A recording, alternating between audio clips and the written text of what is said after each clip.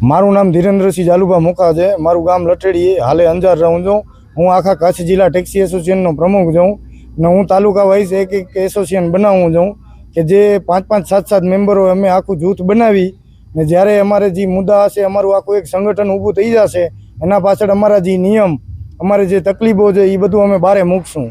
અત્યારે અમારું એક જ મહત્વ છે કે ભાઈ કોઈ પણ કામ અમે કરીએ છીએ બધા એક સાથે મળીને કરીએ। નવી બોડીની રચના કરવા આવી, આજે બહુ જ આનંદ થયો। આજે અમે આ 7 લોકો અમે માંડવી ગાંધીધામથી આવ્યા હતા। આજે માંડવી આવ્યા ને જે લોકોએ 2 કલાકમાં આવડું સારું આયોજન કર્યું તો એનાથી એટલું વિશ્વાસ આવી ગયો છે કે ભવિષ્યમાં આ લોકો આનાથી પણ વિશેષ કરી શકે છે। અગત્યનો નિર્ણય એ છે કે આજે અમારા બાવાજી છે એ પ્રમુખ સાહેબ બન્યા છે, ઉપપ્રમુખ બન્યા છે ને અહીંયાની રચના આજે અમે કરી છે। એ આગળની બધી વાર્તા બાવાજી કહેશે।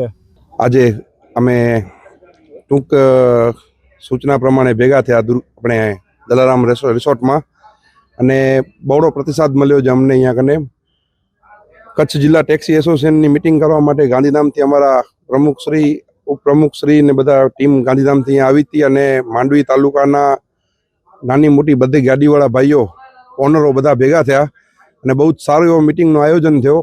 મિટિંગમાં સર્વાનુમતે પ્રમુખ તરીકે મને સ્થાન આપ્યો છે, તો એ બધા ટેક્સી એસોસિએશનના ઓનરોને હું હાર્દિક એમનું અભિવાદન કરું છું। સાથે સાથે ઉપપ્રમુખમાં અમૂલ શાંતિલાલ પીઠડિયા, મહામંત્રી હનીફ સુલેમાન જાફરાની, મંત્રી તરીકે રામ વરજાંગ ગઢવી, ખજાનચી તરીકે ગોસ્વામી અશ્વિનગીરી નારણગીરી, સહખજાનચી તરીકે સંઘાર ખેંગાર સામતભાઈ તરીકેની નિયુક્તિ કરવામાં આવી છે।